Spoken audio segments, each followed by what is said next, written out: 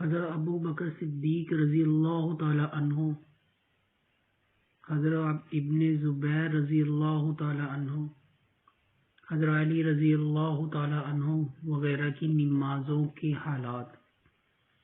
مجاہد رحمۃ اللہ علیہ حضرت ابو بکر صدیق رضی اللہ تعالی عنہ اور حضرت عبداللہ بن زبیر رضی اللہ تعالی عنہما کا حال نقل کرتے ہیں کہ جب وہ نماز میں کھڑے ہوتے تھے تو ایسا معلوم ہوتا تھا کہ ایک لکڑی گڑی ہوئی ہے، یعنی بالکل حرکت نہیں ہوتی تھی۔ علماء نے لکھا ہے کہ حضرت ابن زبیر رضی اللہ تعالی عنہ نے حضرت ابو بکر صدیق رضی اللہ تعالی عنہ سے نماز سیکھی، اور انہوں نے حضور صلی اللہ علیہ وسلم سے، یعنی جس طرح حضور صلی اللہ علیہ وسلم نماز پڑھتے تھے اسی طرح ابو بکر صدیق رضی اللہ تعالی عنہ پڑھتے تھے، اور اسی طرح عبداللہ بن زبیر۔ ثابت رضی اللہ تعالی عنہ کہتے ہیں کہ عبداللہ بن زبیر رضی اللہ تعالی عنہ کی نماز ایسی ہوتی تھی کہ گویا لکڑی ایک جگہ گاڑ دی۔ ایک شخص کہتے ہیں کہ ابن زبیر رضی اللہ تعالی عنہ جب سجدہ کرتے تو اس قدر لمبا اور بے حرکت ہوتا تھا کہ چڑیاں آ کر کمر پر بیٹھ جاتی۔ بعض مرتبہ اتنا لمبا رکوع کرتے کہ تمام رات صبح تک رکوع ہی میں رہتے۔ بعض اوقات سجدہ اتنا ہی لمبا ہوتا کہ پوری رات گزر جاتی۔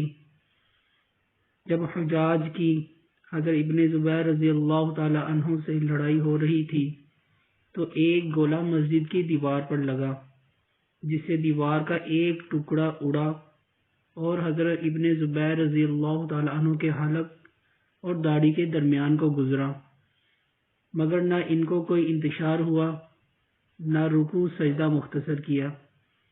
ایک مرتبہ نماز پڑھ رہے تھے، بیٹا جس کا نام ہاشم تھا پاس ہو رہا تھا، چھت میں سے ایک سانپ گرا اور بچہ پر لپٹ گیا۔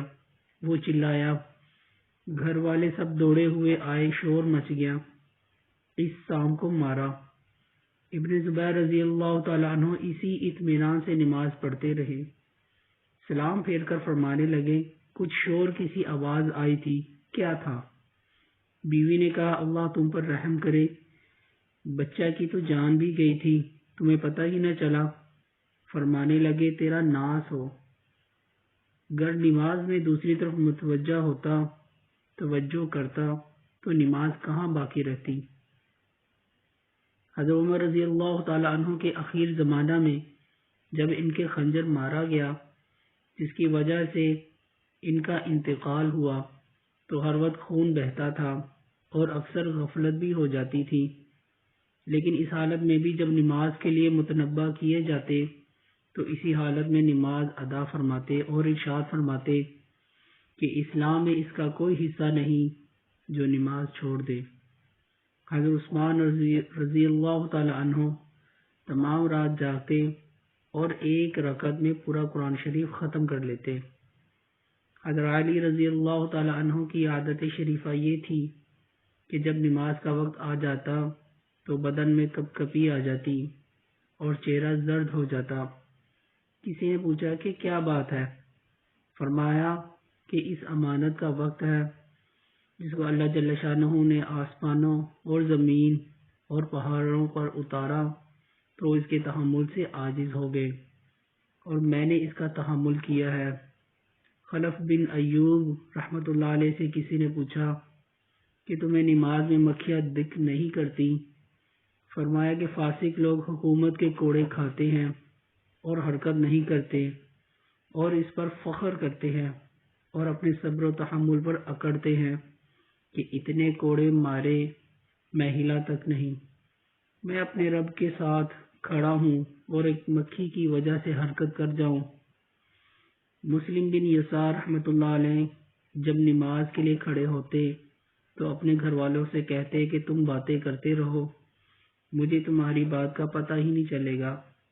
ایک مرتبہ بصرہ کی جامع مسجد میں نماز پڑھ رہے تھے کہ مسجد کا ایک حصہ گرا، لوگ اس کی وجہ سے دوڑے، وہاں جمع ہوئے، شور و شغب ہوا، مگر ان کو پتہ ہی نہ چلا۔ حاتم اسم رحمۃ اللہ علیہ سے کسی نے ان کی نماز کی کیفیت پوچھی تو کہنے لگے کہ جب نماز کا وقت آتا ہے تو وضو کے بعد اس جگہ پہنچ کر جہاں نماز پڑھوں گا تھوڑی دیر بیٹھتا ہوں کہ بدن کے تمام حصہ میں سکون پیدا ہو جائے، پھر نماز کے لیے کھڑا ہوتا ہوں۔ اس طرح کہ بیت اللہ کو اپنی نگاہ کے سامنے سمجھتا ہوں اور پل صراط کو پاؤں کے نیچے، جنت کو دائیں طرف اور جہنم کو بائیں طرف، اور موت کے فرشتہ کو اپنے پیچھے کھڑا ہوا خیال کرتا ہوں اور سمجھتا ہوں کہ یہ آخری نماز ہے۔